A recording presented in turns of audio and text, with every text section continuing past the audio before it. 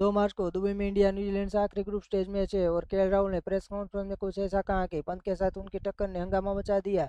जी हाँ guys, team पहले ही semifinal में पहुंच चुकी है, लेकिन सवाल ये है कि क्या रोहित शर्मा की जगह ऋषभ पंत को मौका मिलेगा या केएल राहुल अपनी जगह बरकरार रखेंगे। राहुल ने कहा, मैं झूठ नहीं बोलूंगा, पंत के साथ प्रतिस्पर्धा है, वो बेहद टैलेंटेड है, उनकी आक्रामकता और गेम चेंज करने की काबिलियत कमाल की है। कोच और कप्तान के मन में हमेशा ये सवाल रहता है, मुझे खिलाया पंत को। राहुल ने यह भी बताया कि वो पंत की तरह खेलने की कोशिश नहीं करते।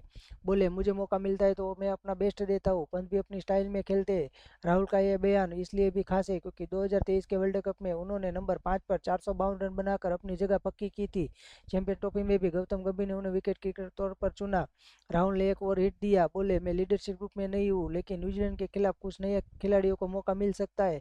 सेमीफाइनल से पहले सिर्फ एक दिन का गैप है, तो शायद टीम ज़्यादा बदलाव न करे, मतलब पंत का इंतजार शायद अभी और लंबा हो सकता है। राहुल ने कहा, नंबर 6 या 7 पर मुझे हाई स्ट्राइक रेट से खेलना है और मैं प्रैक्टिस में यही करता हूँ।